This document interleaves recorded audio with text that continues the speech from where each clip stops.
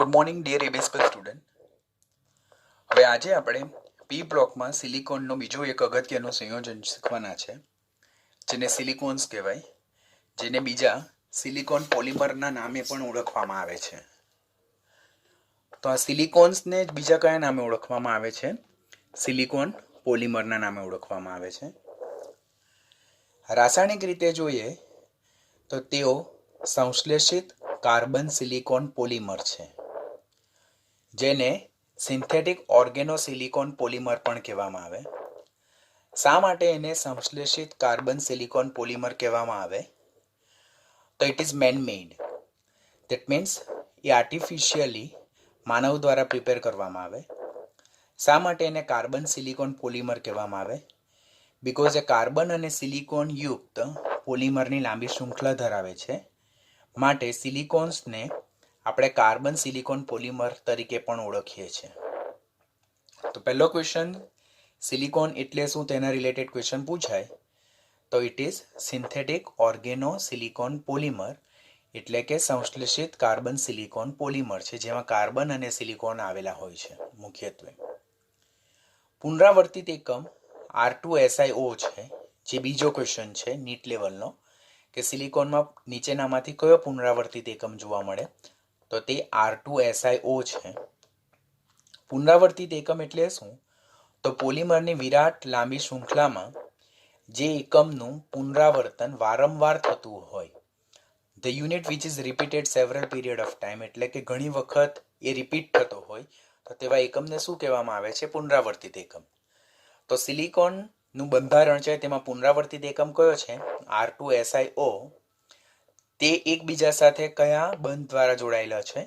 તો SiO-Si પ્રકારના link દ્વારા જોડાયેલા છે. ક્વેશ્ચન બીજો એમ પૂછાય, સિલિકોન્સમાં અસંખ્ય પુનરાવર્તિત એકમો નીચેનામાંથી કઈ લિંકેજ એટલે કે કયા બંધ દ્વારા જોવા મળે?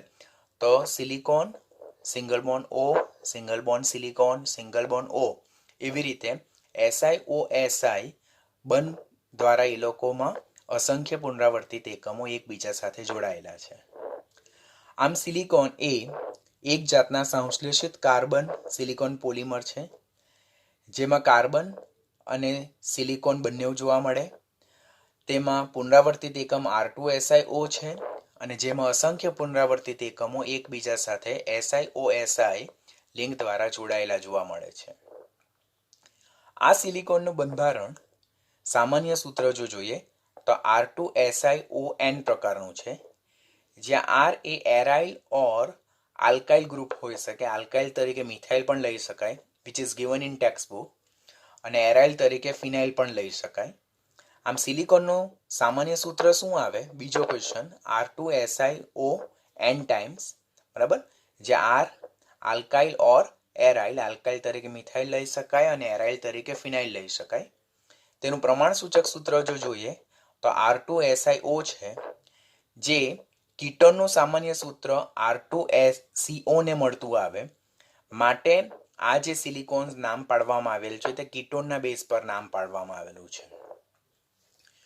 હવે આ સિલિકોનની બનાવટ કેવી રીતે કરવામાં આવે? That's a important question. તો પહેલા તો સિલિકોન્સના એ જુદા જુદા સ્ટેપમાં ડિવાઈડ થયેલું છે. The preparation of silicon is generally subdivided in a 4 step. Step A, B, C અને D, જે આપણે લેટર ઓન ડિસ્કશન કરવાના છે. સ્ટેપ એમાં શું થાય છે? તો પ્રારંભિક પદાર્થ એટલે કે ઇનિશિયલ સબસ્ટન્સ તરીકે આલ્કાઇલ ઓર એરાઇલ વિસ્થાપિત સિલિકોન ક્લોરાઇડ લેવામાં આવે છે. પ્રારંભિક પદાર્થ તરીકે આલ્કાઇલ ઓર એરાઇલ વિસ્થાપિત સિલિકોન ક્લોરાઇડ લેવામાં આવે છે, જેનું સામાન્ય સૂત્ર RnSiCl4- છે, જ્યાં R એ આલ્કાઇલ ગ્રુપ પણ હોઈ શકે અને એરાઇલ ગ્રુપ પણ હોઈ શકે. હવે આપણને ક્વેશ્ચન એમ થાય કે સર, આલ્કાઇલ ઓર એરાઇલ વિસ્થાપિત સિલિકોન ક્લોરાઇડ એટલે શું? તો સિલિકોનના જે ક્લોરાઇડ સંયોજનો છે, આપણને ખબર છે કે સિલિકોન એ 14મા સમૂહનું તત્વ છે, એની વેલેન્સી 4 છે, મિનિમમ વેલેન્સી 4 છે. તો એ 4 ક્લોરીન પરમાણુ સાથે જોડાઈને સિલિકોન ટેટ્રાક્લોરાઇડ બનાવે. આ સિલિકોન ટેટ્રાક્લોરાઇડમાં જો ક્લોરીન પરમાણુનું વિસ્થાપન આલ્કાઇલ ઓર એરાઇલ ગ્રુપ દ્વારા થયેલું હોય તો એને આલ્કાઇલ ઓર એરાઇલ વિસ્થાપિત સિલિકોન ક્લોરાઇડ કહેવામાં આવે. જેમ કે ઉદાહરણ તરીકે અહીંયા આપણે જોઈએ તો અહીંયા મિથાઇલ ક્લોરાઇડ લીધું છે. શું લીધું છે? Methyl chloride.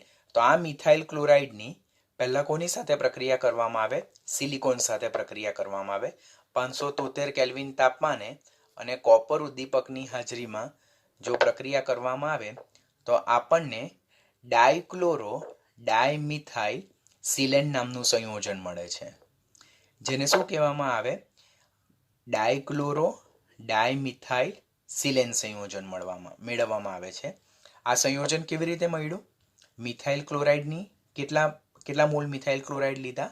2 mall methyl ક્લોરાઇડની 1 mall silicon સાથે પ્રક્રિયા કરવાની 573 કેલ્વિન તાપમાને કોપર પાવડર ઉદ્દીપકની હાજરીમાં, તો ડાયક્લોરો ડાયમિથાઇલ સિલેન નામનું સંયોજન મળે છે.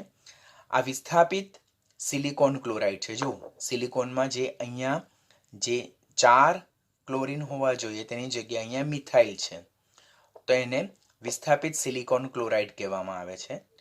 હવે આ જે વિસ્થાપિત સિલિકોન ક્લોરાઇડ જે છે તો તેના વિશેનું બીજું ડિસ્કશન અહીંયા આપણે કરવાનું થાય કે જ્યારે મિથાઇલ ક્લોરાઇડની સિલિકોન સાથે 573 કેલ્વિન તાપમાને કોપર પાવડર ઉદ્દીપકની હાજરીમાં પ્રક્રિયા કરે ત્યારે જુદા જુદા પ્રકારના મિથાઇલ વિસ્થાપિત ક્લોરોસિલેન મળે છે, કે જેમાં મોનોમિથાઇલ સિલિકોન ટ્રાઇક્લોરાઇડ મળે, ડાયમિથાઇલ સિલિકોન ડાઇક્લોરાઇડ મળે, ટ્રાયમિથાઇલ સિલિકોન ક્લોરાઇડ મળે અને અલ્પ પ્રમાણમાં ટેટ્રામિથાઇલ સિલેન નામનું સંયોજન પણ મેળવવામાં આવે છે. અહીંયા આપણને ડાયક્લોરો ડાયમિથાઇલ સિલેનથી પ્રક્રિયા આગળ વધારવાની છે. એટલે સિલિકોન્સની બનાવટમાં સ્ટેપ એ શું કહે છે આપણને કે આલ્કાઇલ ઓર એરાઇલ સબસ્ટિટ્યુટેડ સિલિકોનના ક્લોરાઇડ મેળવવાના. કેવી રીતે? તો મિથાઇલ ક્લોરાઇડની સિલિકોન સાથે 573 કેલ્વિન તાપમાને કોપર ઉદ્દીપકની હાજરીમાં પ્રક્રિયા કરતા આપણને ડાયક્લોરો ડાયમિથાઇલ સિલેન નામનું સંયોજન મળે છે, જે વિસ્થાપિત સિલેન સંયોજન છે જેમાં ક્લોરીનની જગ્યાએ મિથાઇલ ગ્રુપ સબસ્ટિટ્યુટ થયેલા છે. હવે આ જે આપણને આલ્કાઇલ ઓર એરાઇલ સબસ્ટિટ્યુટેડ સિલેન સંયોજન જે મળે છે તેનું ફર્ધર જળ વિભાજન કરવાનું આવે. તો જે અહીંયા ક્લોરીન ગ્રુપ છે તેની જગ્યાએ નવા ગ્રુપ ઇન્ટ્રોડ્યુસ થશે OH, એટલે ક્લોરીન ગ્રુપનું વિસ્થાપન થશે અને તેની જગ્યાએ જળ વિભાજન કરતા પાણીમાં અહીંયા OH ગ્રુપ સબસ્ટિટ્યુટ થશે, વિસ્થાપિત થશે. ધેટ મીન્સ કે જે આ ડાયક્લોરો ડાયમિથાઇલ સમૂહ જે છે તો તેમાંથી ક્લોરીન સમૂહ જે છે તે ક્લોરીન સમૂહનું વિસ્થાપન કોના દ્વારા થશે? પાણીમાં રહેલા OH, એટલે ક્લોરીનના સ્થાને OH અહીંયા જોડાશે અને ક્લોરીન પાણીમાંના H+ સાથે જોડાઈને HClના અણુ તરીકે દૂર થશે. આ જે સંયોજન મળે છે તેને કહેવામાં આવે છે ડાયમિથાઇલ સિલેનોન. ખાસ કાળજી રાખવાની, નામ યાદ રાખવાનું, સૂત્ર યાદ રાખવાનું, આણ્વીય સૂત્ર યાદ રાખવાનું, તો એનું બંધારણ યાદ રાખવાનું, ડાયમિથાઇલ સિલેનોલ. તો ડાયમિથાઇલ સિલેનોલ એ કેવી રીતે મળે છે આપણને? તો ડાયક્લોરો ડાયમિથાઇલ સિલેન સંયોજનનું જળ વિભાજન કરવાથી આપણને ડાયમિથાઇલ સિલેનોલ પ્રાપ્ત થાય છે. આ જે ડાયમિથાઇલ સિલેનોલ જે પ્રાપ્ત થાય છે ધેટ ઇઝ ડાયહાઇડ્રોક્સી નિપજ જે છે જેની પાસે 2 હાઇડ્રોક્સિલ ગ્રુપ છે અને 2 મિથાઇલ ગ્રુપ છે, સિલિકોન પરમાણુ સાથે જોડાયેલા છે. તો તેનું જ્યારે આપણે સંઘનન પોલિમરાઇઝેશન, જેને કન્ડેન્સેશન પોલિમરાઇઝેશન કહેવામાં આવે, કરવામાં આવે તો આપણને શું પ્રાપ્ત થાય છે? સિલિકોન પ્રાપ્ત થાય. હવે અહીંયા આપણને એમ ક્વેશ્ચન થાય કે સંઘનન પોલિમરાઇઝેશન એટલે શું? તો સંઘનન પોલિમરાઇઝેશન એટલે શું કે જ્યારે અસંખ્ય મોનોમર એકમો એકબીજા સાથે પોલિમરાઇઝેશન પ્રક્રિયા સાથે જોડાય તો ત્યારે તેમના જોડાણ સ્થાનેથી પાણી, એમોનિયા, આલ્કોહોલ, HCl જેવા અણુ દૂર થાય તો એને સંઘનન પોલિમરાઇઝેશન કહેવાય. જ્યારે ડાયમિથાઇલ સિલેનોલના એકમો એકબીજા સાથે જોડાય તો ત્યારે તેમના જોડાણ સ્થાનેથી પાણીના અણુ દૂર થાય છે, પરિણામે એને સંઘનન પોલિમરાઇઝેશન કહેવામાં આવે. અને આપણને કયું સંયોજન મળે છે? સિલિકોન્સ. આનું બંધારણ ખાસ યાદ રાખવાનું. આ બંધારણ કેવી રીતે પ્રાપ્ત થાય તો એના વિશે નીચે મેન્શન કરેલું છે. Again we are repeating. કેટલા સ્ટેપમાં ડિવાઈડ થયેલું છે? 3 સ્ટેપમાં ડિવાઈડ થયેલું છે. મિથાઇલ ક્લોરાઇડ 2 મોલ ની 1 મોલ SI સાથે 573 કેલ્વિન તાપમાને કોપર ઉદ્દીપકની હાજરીમાં કરતા ડાયક્લોરો ડાયમિથાઇલ સિલેન નામનું સંયોજન મળે, જેને વિસ્થાપિત સિલિકોન ક્લોરાઇડ પણ કહી શકાય. બરાબર, આલ્કાઇલ વિસ્થાપિત સિલિકોન ક્લોરાઇડ, તેનું જળ વિભાજન કરતા ક્લોરીન સમૂહ, 2 ક્લોરીન સમૂહ જે છે તેનું વિસ્થાપન થશે પાણીમાંના OH વડે અને આપણને ડાયહાઇડ્રોક્સી નિપજ મળે, જેને ડાયમિથાઇલ સિલેનોલ કહેવાય. તેનું સંઘનન પોલિમરાઇઝેશન કરવાનું, એટલે જ્યાં 2 અણુ એકબીજા સાથે જોડાય છે ત્યાં પાણીનો અણુ છૂટો પડે માટે એને સંઘનન પોલિમરાઇઝેશન કહેવાય. પોલિમરાઇઝેશન શા માટે? બીકોઝ અસંખ્ય મોનોમર એકમો એકબીજા સાથે જોડાઈને વિરાટ શૃંખલા ધરાવતું એક કમ્પાઉન્ડ પ્રોડ્યુસ કરે, જેને સિલિકોન્સ પોલિમર કહેવામાં આવે છે. હવે આ બંધારણ કેવી રીતે આવશે? આ ક્વેશ્ચન પણ ઘણી બધી સારી રેફરન્સ બુકમાં MCQના ફોર્મમાં ક્વેશ્ચન પૂછાય કે નીચેનામાંથી સિલિકોન્સના બંધારણ વિશે કયું સાચું બંધારણ છે તો તે જણાવો, કયું ખોટું બંધારણ છે તેના વિશે ક્વેશ્ચન આન્સર આપો. તો આ સિલિકોનનું બંધારણને આપણે નીચે રીતે સમજાવી શકાય કે પહેલાં તો આપણી પાસે ડાય આલ્કાઇલ સિલેનોલ સંયોજન છે. અહીંયા હું CH3 પણ લઈ શકું તો એને કહું ડાયમિથાઇલ સિલેનોલ, ઓર આપણે કોમનલી કહીએ તો ડાય આલ્કાઇલ સિલેનોલ. તેના 2 અણુ લીધા છે મેં. તો જ્યારે 2 ડાય આલ્કાઇલ સિલેનોલ સંયોજન ભેગા થાય તો ત્યારે તેમના જોડાણ સ્થાનેથી પાણીનો અણુ દૂર થાય છે. એટલે આ પાણીના અણુ તરીકે દૂર થશે. પહેલો જે મોનોમર એકમ છે તેનો OH અને બીજાનો OH માનો H એ જોડાણ સ્થાનેથી H2O તરીકે દૂર થાય. એટલે આ OH, R, SI અને R એકમ તો એ રીતે જ રહેશે ને અહીંયાથી O, SI, R અને OH આવશે. એટલે જો બંધ પોલિમર બનવાનું સ્ટાર્ટ થાય છે, ઇટ્સ અ ડાયમરાઇઝેશન પ્રોસેસ. ડાયમરાઇઝેશન પ્રોસેસ એટલે શું? 2 અણુ ભેગા થઈને એક અણુ બનાવે તો એને ડાયમર કહેવામાં આવે. તો એ ડાયમરાઇઝેશન પ્રોસેસ કહેવાય, પોલિમરાઇઝેશન પ્રોસેસ. કયા પ્રકારની બંધ રચના આવવા માંડી છે? SiO-Si. હવે આનું જો અસંખ્ય મોનોમર વડે પોલિમરાઇઝેશન કરવામાં આવે તો આ જે એકમ છે RSiRO એકમ, તો તે વારંવાર પુનરાવર્તિત થાય છે. અહીંયા બંધારણમાં તમને દેખાય છે જો RSiOR, RSiOR, RSiOR. તો તે એકમ વારંવાર પુનરાવર્તિત થાય છે. તો એ વારંવાર એકમ પુનરાવર્તિત થાય છે માટે અહીંયા આપણે CH3SiO CH3 લખીએ છીએ. તે કેટલા ટાઈમ્સ થાય રિપીટ? તો it is repeating n time repeat થાય. અને એવું જે બંધારણ મળે તો તે લિનિયર એટલે કે રેખીય પ્રકારનું પોલિમર મળે, જેને આપણે સિલિકોન્સ કહીએ છીએ. તો સિલિકોનની બનાવટ, સિલિકોન્સનો ઇમ્પોર્ટન્ટ ટોપિક, જેને આપણે ધ્યાનથી શીખવાનું. આખું અહીંયા સ્ટેટમેન્ટ વાઇઝ ડિસ્ક્રિપ્શન આપેલું છે અને બાજુમાં એને ઇક્વેશન ટાઈપનું ડિસ્ક્રિપ્શન છે. ઈચ એન્ડ ઇન્ડિવિજ્યુઅલ પોઈન્ટની બાજુમાં એનું રિએક્શન મિકેનિઝમ સમજાવેલું છે. તો રિએક્શન મિકેનિઝમ ખાસ ધ્યાનથી શીખવાનું. હવે અહીંયા જે આપણને સિલિકોન્સ મળે છે તે લિનિયર એટલે કે રેખીય પ્રકારના મળે છે. લિનિયર અને રેખીય પ્રકારના જે સિલિકોન્સ મળે છે તેના સિવાય બી આપણને જો ચેઇન પ્રકારના પોલિમર જોઈતા હોય, દેટ મીન્સ કે ક્રોસ લિંક પોલિમર જોઈતા હોય, સાયક્લિક પોલિમર જોઈતા હોય, તો આપણે જુદી જુદી પ્રોસેસ કરવાની. જેમ કે જો કંટ્રોલ કન્ડિશનમાં એટલે નિયંત્રિત પરિસ્થિતિમાં કાળજીપૂર્વક જળ વિભાજન કરવામાં આવે તો આપણને સાયક્લિક એટલે કે ચક્રીય સિલિકોન્સ મળે છે, જેનું બંધારણ આ પ્રકારનું છે. સિલિકોન્સ રેખીય પણ હોઈ શકે, શાખીય પણ હોઈ શકે, મિશ્રબંધિત પણ હોઈ શકે અને સાયક્લિક ફોર્મમાં પણ જોવા મળે. એટલે સિલિકોન ફક્ત રેખીય સ્વરૂપ નથી ધરાવતા, રેખીય પણ હોઈ શકે, ચક્રીય પણ હોઈ શકે, શાખીય પણ હોઈ શકે અને મિશ્રબંધિત પણ હોઈ શકે. તો આ 2 ફોર્મ એ આપણે કાળજીપૂર્વક કંટ્રોલ હાઇડ્રોલિસિસ કરવાથી પ્રાપ્ત થાય. આપણે પેલામાં ડાયમિથાઇલ SiCl2 નું જળ વિભાજન કરતા આપણને રેખીય મળતા હતા. જો આપણને મોનો સબસ્ટિટ્યુટેડ સિલિકોન ક્લોરાઇડનું જો જળ વિભાજન કરે, પેલામાં ડાય સબસ્ટિટ્યુટેડ સિલિકોન ક્લોરાઇડ હતા, તો ત્યારે આપણને લિનિયર નિપજ મળતી હતી. અત્યારે જ આપણે લર્ન કર્યું કે જેમાં ડાયમિથાઇલ ડાયક્લોરો ડાયમિથાઇલ સિલેન સંયોજન હતો તેનું જળ વિભાજન કરતા આપણને રેખીય પ્રકારના લિનિયર પ્રકારના સ્ટ્રેટ ચેન સિલિકોન્સ મળેલા હતા. પરંતુ જો મોનો સબસ્ટિટ્યુટેડ સિલિકોન ટ્રાયક્લોરાઇડનું જો જળ વિભાજન કરવામાં આવે તો આપણને મિશ્રબંધિત એટલે કે ક્રોસ લિંક ચેઇન પોલિમર મળે. ક્રોસ લિંક મિશ્રબંધિત એટલે શું કે જેમાં અસંખ્ય પ્રકારના બંધ જોવા મળે. એ આપણે 12મા ધોરણમાં પોલિમર ચેપ્ટરમાં વધારે ડિટેલમાં શીખવાના છે. તો અહીંયાથી આ બંધારણ પર બહુ ઇમ્પોર્ટન્સ ન આપતા કેવી રીતે પ્રાપ્ત થાય છે તે ખાસ યાદ રાખવાનું. કંટ્રોલ કન્ડિશનમાં કાળજીપૂર્વક જળ વિભાજન કરતા આપણને સાયક્લિક પોલિમર મળે છે અને મોનો સબસ્ટિટ્યુટેડ સિલિકોન ટ્રાઇક્લોરાઇડનું જળ વિભાજન કરવાથી આપણને ક્રોસ લિંક એટલે મિશ્ર બંધિત પ્રકારનો પોલિમર મળે છે. The question which is oftenly asked about the controlling the length of the chain, એટલે આ જે સિલિકોન પોલિમર જે છે તો તેની ચેનને આપણે કેવી રીતે કંટ્રોલમાં લાવી શકીએ તો તેના રિલેટેડ ક્વેશ્ચન ખાસ પૂછાય છે. તો આપણે અગાડી પ્રોસેસ જોયું તો તેમાં ડાયક્લોરો ડાયમિથાઇલ સિલેન સંયોજનનું જળ વિભાજન કરીને સિલિકોન પોલિમર મેળવ્યા. હવે એમાં પોલિમરની ચેનને આપણે કંટ્રોલમાં કરવી છે, એટલે કે એને આપણે નિયંત્રણમાં લાવવાની છે. તો સ્ટાર્ટિંગ મટીરિયલમાં ડાયક્લોરો ડાયમિથાઇલ સિલેન સંયોજનની સાથે બીજું એક કયું સંયોજન ઉમેરવાનું?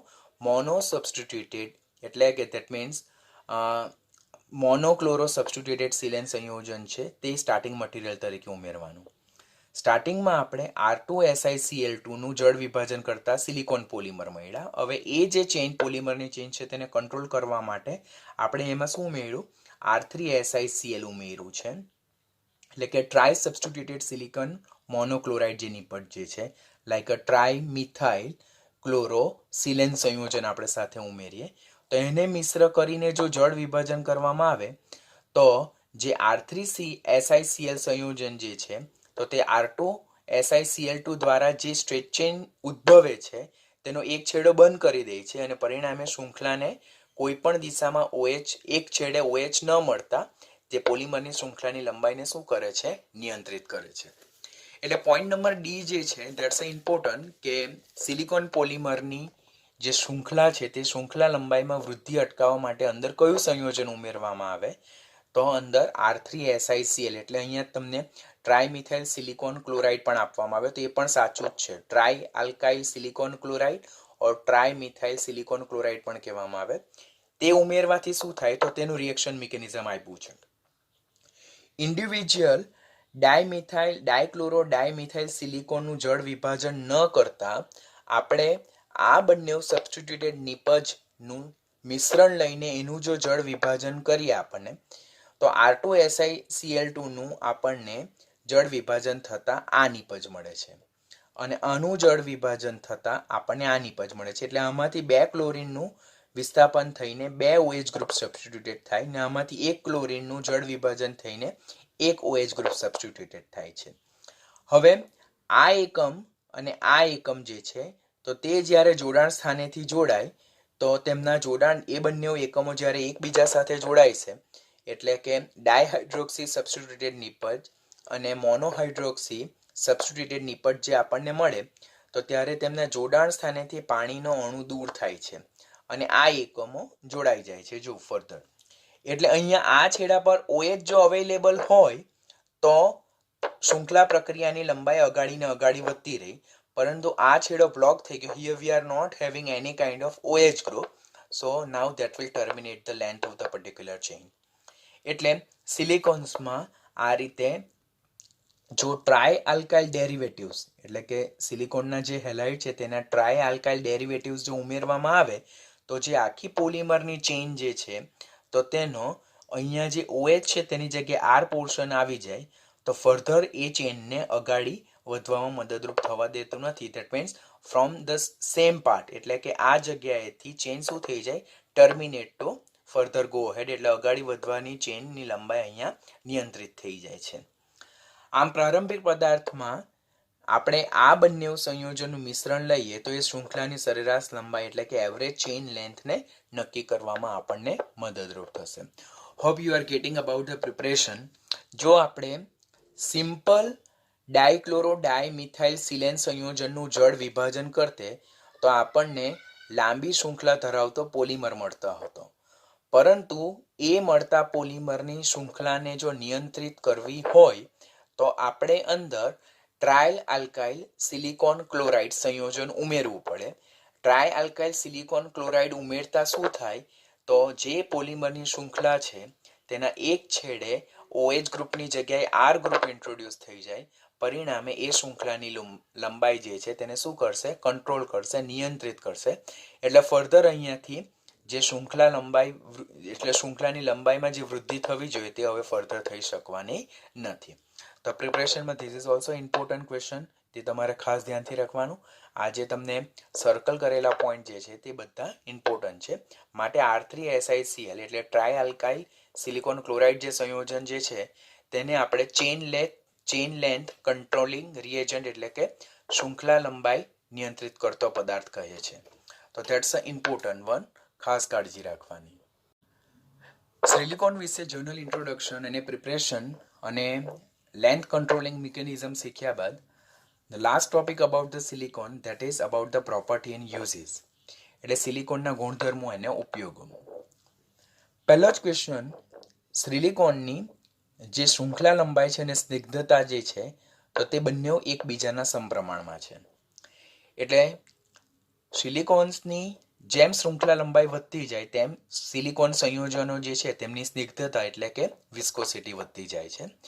તો સિલિકોન્સ પોલિમર છે તેની સ્નિગ્ધતા એટલે કે વિસ્કોસિટી તે શાના પર ડિપેન્ડન્ટ છે? Length of the particular chain, એટલે સિલિકોન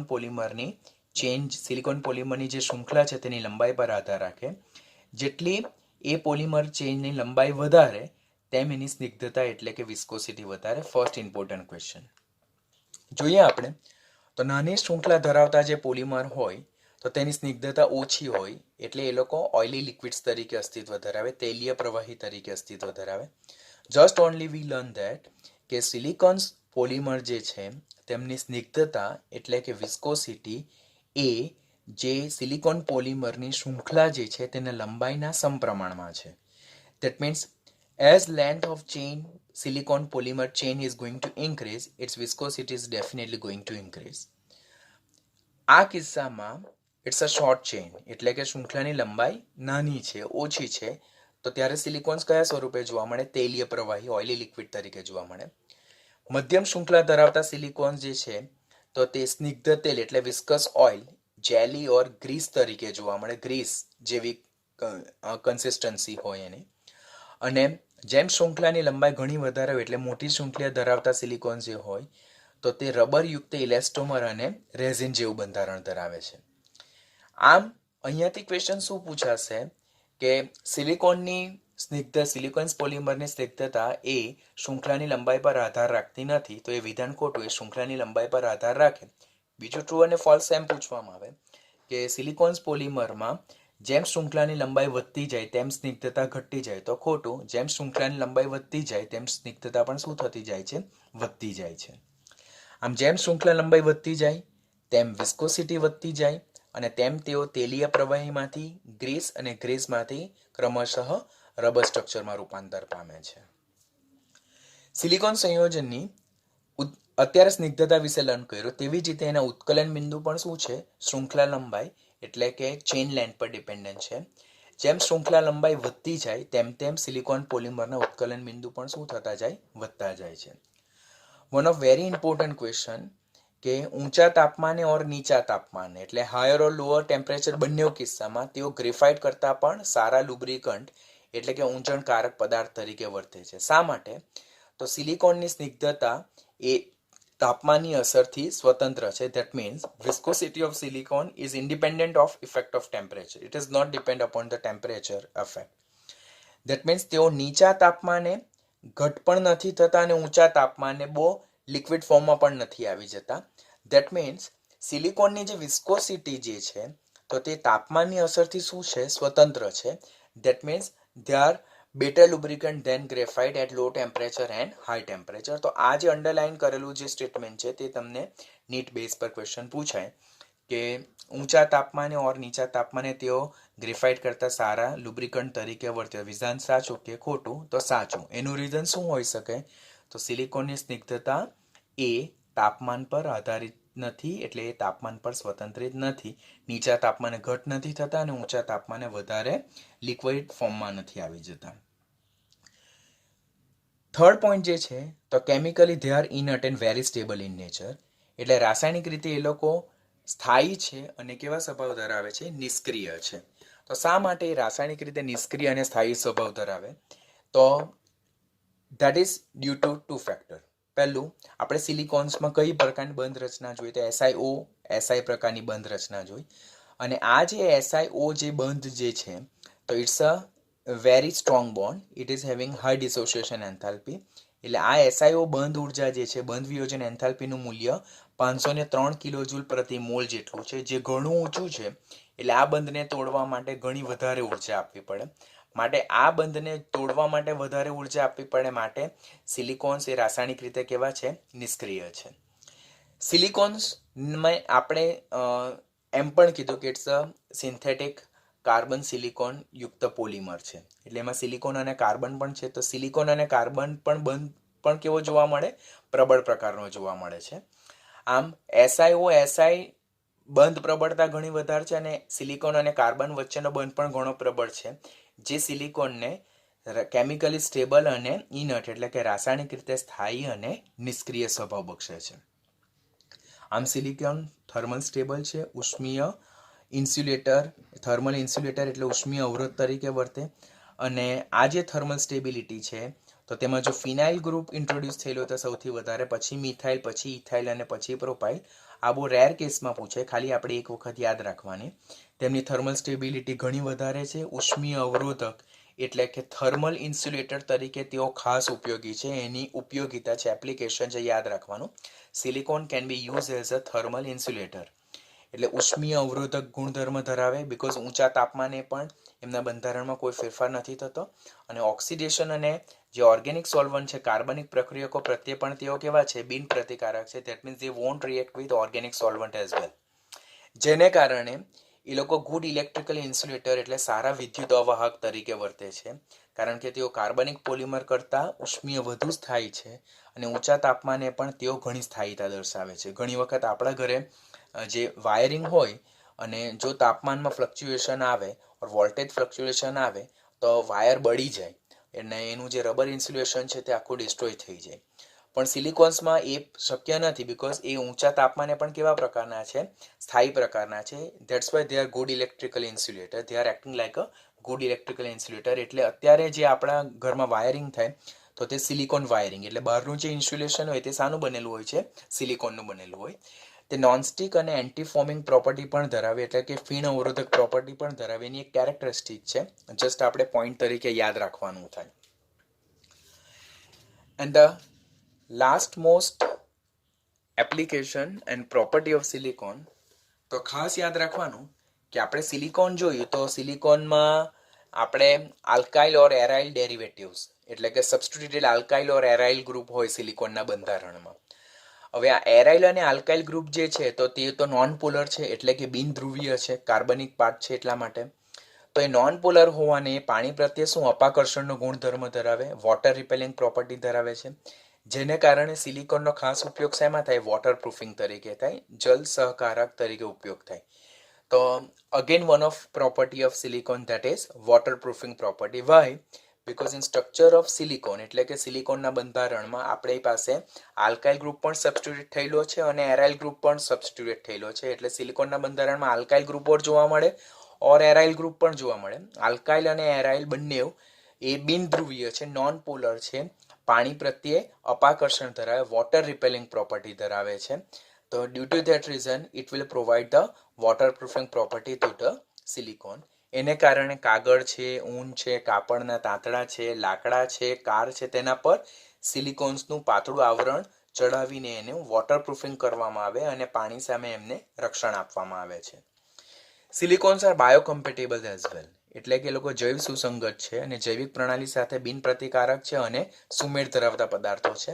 એને કારણે એમનો ઉપયોગ સર્જિકલ અને કોસ્મેટિક ઇમ્પ્લાન્ટ્સમાં ખાસ ઉપયોગ થાય, કે જે ઓપરેશન માટેના જે સાધનો હોય એટલે કે સર્જરી માટેના જે સાધનો છે તેમાં સિલિકોનનો ઉપયોગ કરી શકાય અને સૌંદર્ય પ્રસાધનમાં પણ એમનો ખાસ ઉપયોગ કરવામાં આવે છે. આમ સિલિકોન લુબ્રિકન્ટ તરીકે ઉપયોગી છે. ત્યાર પછી કારણ કે ઊંચા તાપમાને અને નીચા તાપમાને એની વિસ્કોસિટી એ ટેમ્પરેચર પર ડિપેન્ડન્ટ નથી, એટલે એ લોકો જે ગ્રેફાઇટ કરતાં બી સારા લુબ્રિકન્ટ છે. પછી સેકન્ડ, એ લોકો હાઈલી થર્મલ સ્ટેબિલિટી ધરાવે, એટલે વાયર ઇન્સ્યુલેશનમાં, ઇલેક્ટ્રિકલ ઇન્સ્યુલેશનમાં એ લોકો ખાસ ઉપયોગી છે. સૌંદર્ય પ્રસાધનમાં ઉપયોગી, એન્ટી ફોમિંગ એજન્ટ તરીકે, ફીણ અવરોધક પદાર્થ તરીકે પણ ઉપયોગી છે, કોસ્મેટિક્સમાં ઉપયોગી છે, સર્જિકલ ઇમ્પ્લાન્ટ્સમાં ઉપયોગી છે. ત્યાર પછી વોટરપ્રૂફિંગ પ્રોપર્ટી ધરાવે એટલે વોટરપ્રૂફિંગ શીટ પર સિલિકોનનું કોટિંગ કરેલું હોય છે. આમ સિલિકોન ઘણી બધી જગ્યાએ આપણને ઉપયોગી થાય. તો આની સાથે સિલિકોન આપણો ટોપિક ઓવર થાય છે.